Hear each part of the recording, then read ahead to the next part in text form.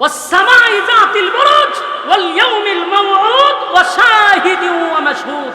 আল্লাহ বলেন, চার কসম কুতিলা আসহাবুল উখদুদ, গর্ত খননকারী জালেম শাসকদের উপরে আমি আল্লাহর অভিশাপ। আখাম কুখামের পিএইচডি করে হে বইয়া রইছে, এটা বাইরেতে যে ভর্তিটা তখন দেখতেছি বাতের উঠলে কারা কারা গেছে, এটা সব বাইরেতে যাবে। দইরা দইরা খালি এখন ডিম তেরাপি দেওয়া দরকার। মেজাজ খুব গরম, আলেমদেরকে সেওই কিন্তু সবচেয়ে বেশি কলঙ্কিত করছে। এর বিচার বাংলাদেশের মানুষ দেখতে চায়। হে কই আছে এটা তুহায় বাই করে, এর তুহায় বাই করার দরকার। সব আলেমদেরকে হে অপমান করছে।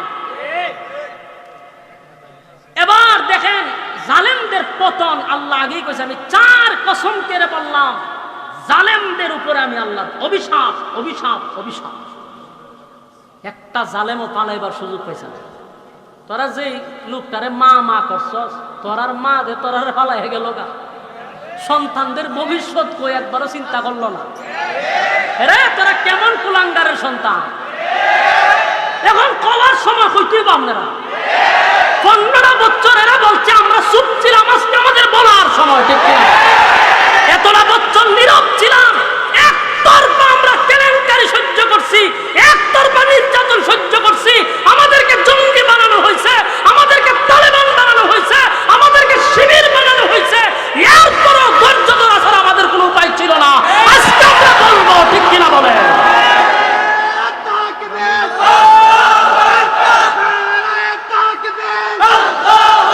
সম্মানিত শুধু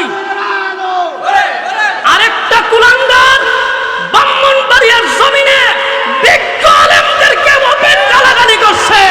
সেই উবাইদুল মুক্তাদিরকে তালাশ করে বের করতে হবে, তার গায়ের চামড়া দিয়ে জুতা বানানো হবে। ঠিক কিনা বলে? এই দালালকে যেখানে পাইবেন হেরে দইরের চামড়া দিয়ে প্রত্যেকের জুতা বানানো হবে। প্রশাসনের হাতে আগে দিবার আগে আপনারা চাষ করবেন, জয় বাংলা করে দিবেন, জয় বাংলা। 16-15 বছর ব্রাহ্মণবাড়িয়ার উলামায়ে কেরামদেরকে ডাইরেক্ট ওপেন গালাগালি করছে। তার কারণে অসংখ্য ব্রাহ্মণবাড়িয়ার জামিয়ার ছাত্ররা শাহাদাত বরণ করছে।